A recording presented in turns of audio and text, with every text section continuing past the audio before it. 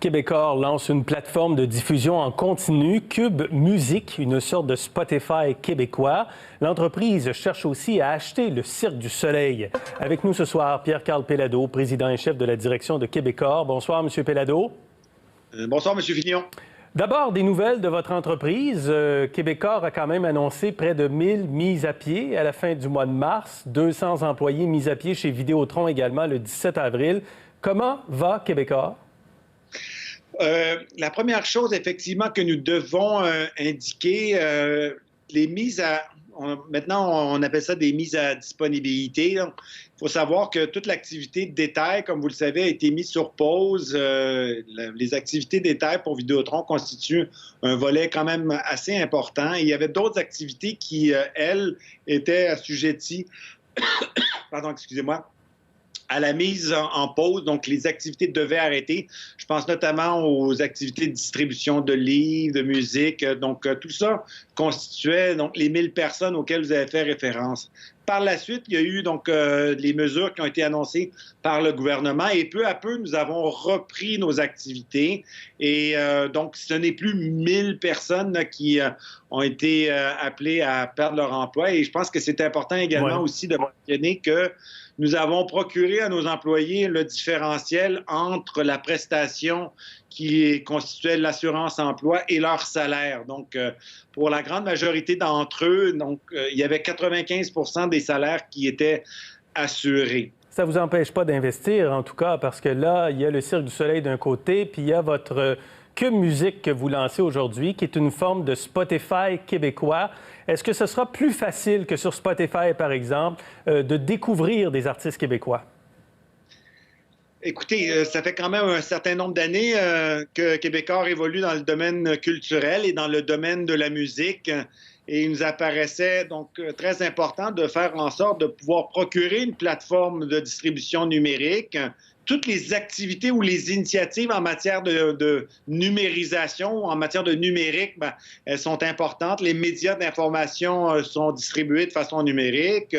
Déjà aussi, il y a beaucoup de télévision, donc avec Illico, mais Illico sur le sans-fil est également distribué de façon numérique.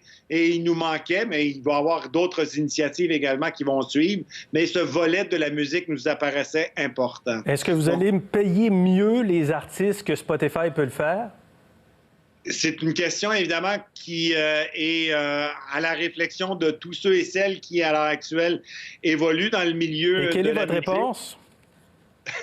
Oui, pour faire simple, pour une raison assez simple, parce que nous avons l'intention donc de mettre l'accent sur la musique québécoise. Donc, en créant cette notoriété, en faisant les efforts de commercialisation qui sont requis pour justement générer davantage d'écoute, bien, tout ça va être au bénéfice de l'industrie, tout ça va être au bénéfice de l'écosystème.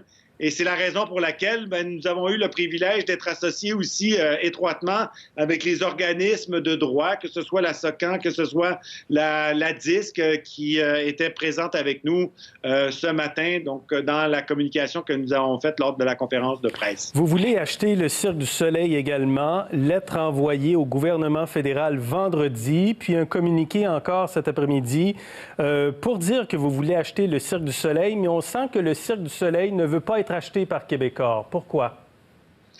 Ben là, il faudra leur demander. Je ne sais pas si on peut et on doit conclure de la façon dont vous le faites. Il a envoyé quand même une mise en demeure au Journal de Montréal affirmant qu'il y avait des informations fausses et trompeuses à leur sujet dans l'objectif de faire baisser le prix, la valeur en quelque sorte, pour que Québecor puisse l'acheter à meilleur prix. Ben, je pense que donc, nous avons dû...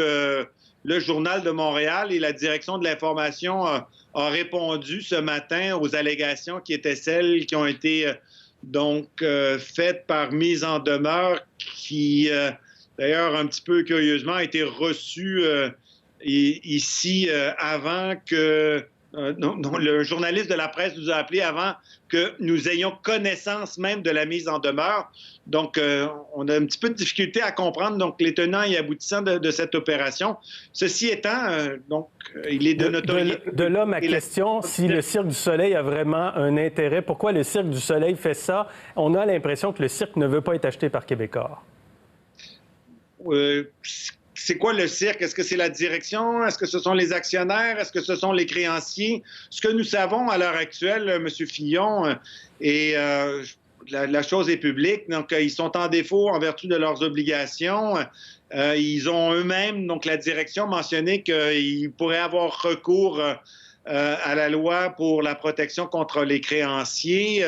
Donc, tout ça amènerait, le cas échéant, effectivement, donc la direction actuelle du cirque à être, donc, par la suite, assumée par un moniteur qui pourrait être nommé.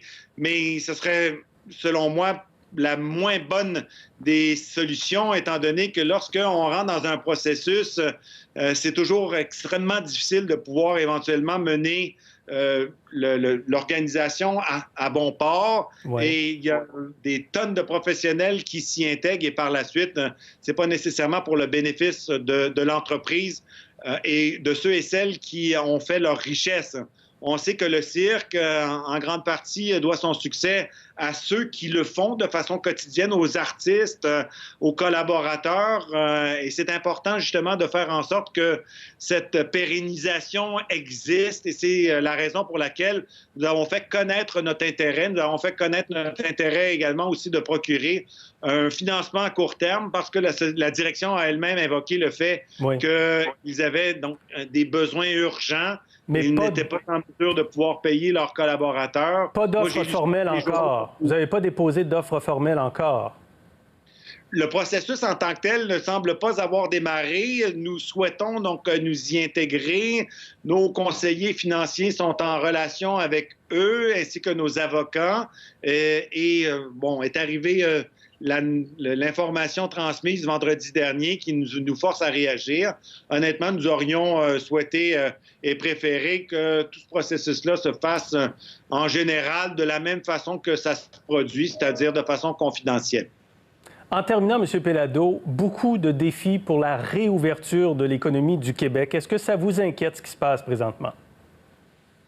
Écoutez, j'ai confiance aux Québécois, j'ai confiance en cette volonté et je pense que toutes les initiatives qui ont été prises, et à cet égard-là, Cube Musique en est une illustration, de faire en sorte de repartir nos activités économiques, le faire avec détermination et volonté. J'ai confiance que nous allons être en mesure, effectivement, d'y arriver. Est-ce qu'il va y avoir des cicatrices? Certainement, les choses ne pourront pas repartir aussi aisément qu'on pourrait le souhaiter. Mais j'ai bon espoir que nous allons arriver à faire en sorte que l'économie redémarre de façon solide. Bien. M. Péladeau, merci beaucoup. Merci, M. Fillon. Merci.